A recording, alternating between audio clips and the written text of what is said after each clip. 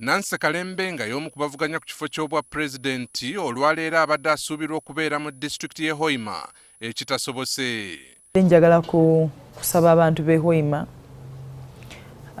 n'abantu b'Ekiryandongo ne disitulikiti ezimu ze tubadde tulina okukyalira leero okusooka okutusonyiwa kubanga waliwo ebiggwa tebiragaanye ebitusibyesibyemuko naye tujja kubanga tulaba bwe tuddamu ne tuwogeraganya ne Electoral Commission baddemu batuwa olunaku olulala.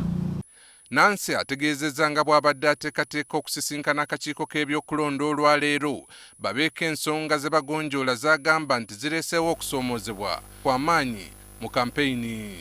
Waliwo ebintu bye twagala okutegeera ani ali mu buyinza, waliwo Electoral Commission, waliwo poliisi, waliwo amagye, waliwo ne orders from above ze tutategeera wajje ziva oba ziva mu magye oba mu poliisi oba wa mukulembeze tetutegeera. So twagala kutegeera tusobole okubeera n'obukaanya. Kalembe agamba nti ab'ebyokwerinda abamu babayisanga abatali bannayuganda. Tuli ba presidential candidates. Tulina okutambula ensi eno okugimalako naye mutumalira obudde. Districts ezimu twasanga tetutuuse nayo kubanga oli awo kyateesa ne wa poliisi alinga ataafunye kiwandiiko kiva mu Electoral Commission balinga batakumanyi. Ono aliko obubaka bw'awadde ab'ebyokwerinda. Omupoliisi naawe munnamagye nga mwoli. Empisa z'omu bantu zandibadde zikukakatako nti weeyisa bulungi kubanga ffenna tuli bannayuganda.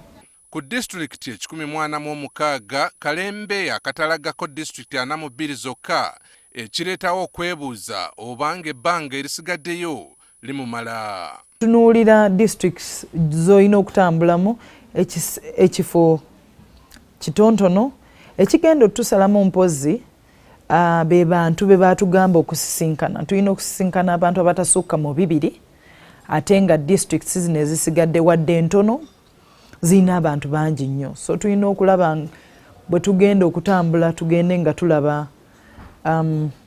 abantu ab'enjawulo mu bifo eby'enjawulo. Ono aliko ebimusoomooza nti amakanisa agamu gabeera n'ebifo ebisulwamu naye kanisa weetuukira okugamba tukwegayiridde tosula wano kubanga tutya NRM olabira ddala nga eggwanga lyaffe emirembe gye tubadde tulowooza nti tuyina abantu bali mu kutya. Aaron Mukama, NTV Akawungeezi.